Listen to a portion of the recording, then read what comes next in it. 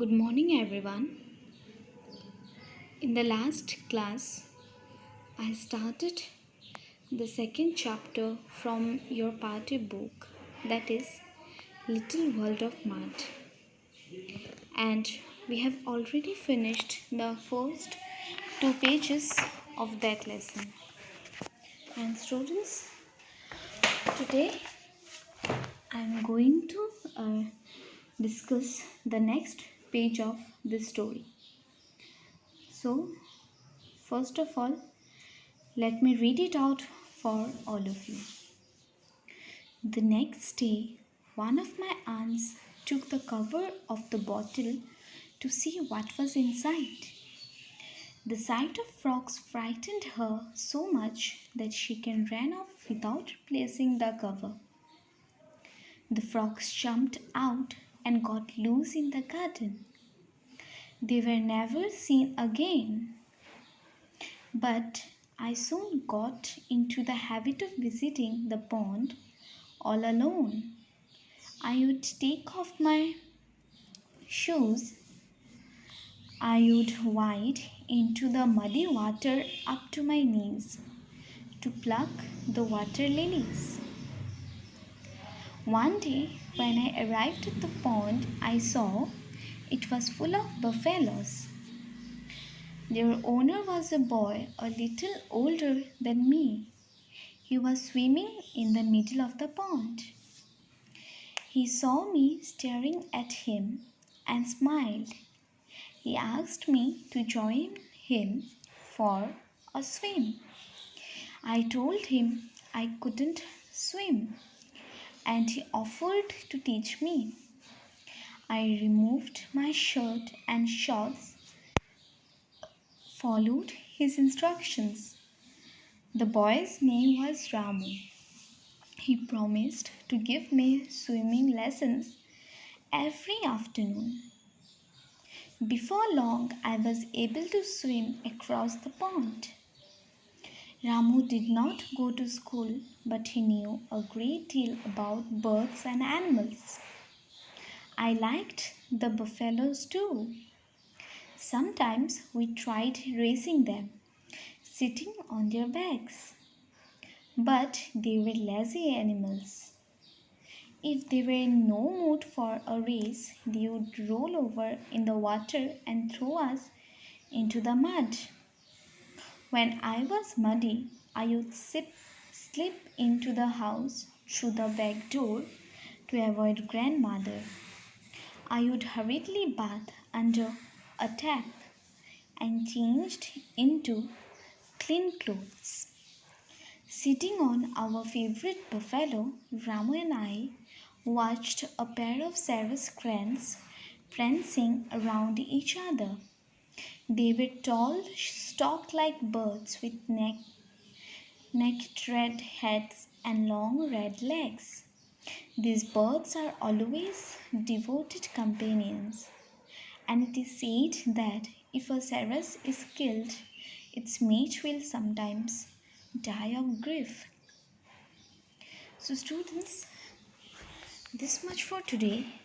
Now let me give you a short summary of whatever I have read today. So in our last class, we got to know that Ramu brought a number of frogs to his house, putting them into a glass jar. And now the next day, one of his aunt opened the jar of frogs and she got very much frightened after seeing the frogs inside it. That's why she just ran off from that place without even closing the jar. And after some time, all the frogs came jumping out of the jar, and the little boy, they could never see them again. But after a few days, Ramu developed a habit of visiting the pond all alone. Earlier, he used to go with his grandfather, but now he could go to the pond without taking help from others. And occasionally, not occasionally, almost every day, he would go to the muddy pond up to his knees to pluck the water lilies. One day,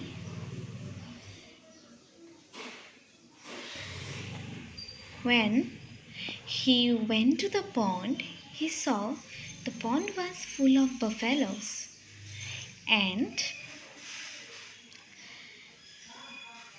there was a little boy who was swimming inside the pond. He was the master of these buffaloes, and his name was Ramu. Ramu smiled at our little speaker, and Ramu also asked him to come and join him to swim. But he informed Ramu that he couldn't swim. Then Ramu told him that he would help him in order to swim. And soon, within few days, both of them, they used to spend a lot of time in the pond by swimming. And Ramu taught swimming to our little speaker very well. Sometimes Ramu and our speaker, they used to sit on buffaloes and spend their times. Ramu did not go to school, but instead he used to know lot of about animals and birds without having any education. So, on many times, the boy and Ramu, they used to sit on buffaloes, and they also used to make them run a race. And while doing so, sometimes they used to fall into the muddy pond. After that, our speaker, he entered into his house through the back door to avoid his grandmother and hurriedly take a bath. So, sitting on buffaloes and spending time, one of Ramu and his friends' favorite time pass. And while sitting on the buffaloes, the speaker used to look at the cirrus crane for a longer time. He used to love to see the cirrus cranes who used to move around each other. The birds are very tall with red legs and red head. One day, Ramu informed the speaker that these birds are very loyal partners to each other.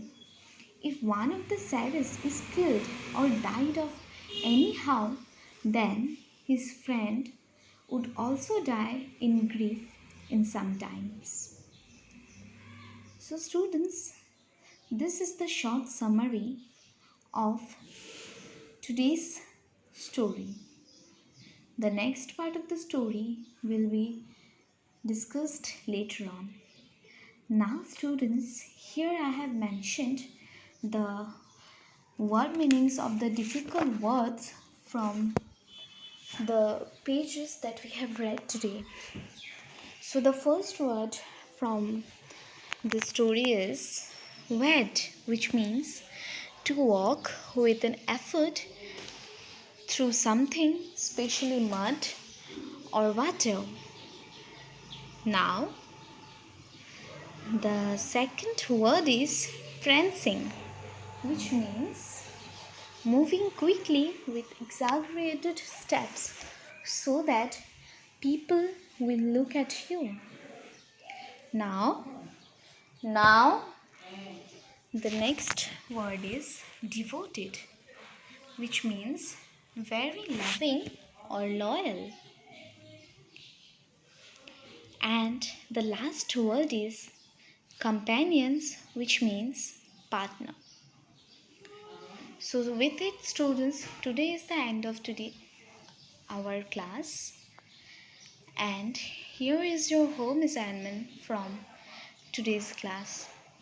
Please try to do it by yourself, and I will discuss the important question answers in the later classes. So for today, this will be enough. Thank you so much.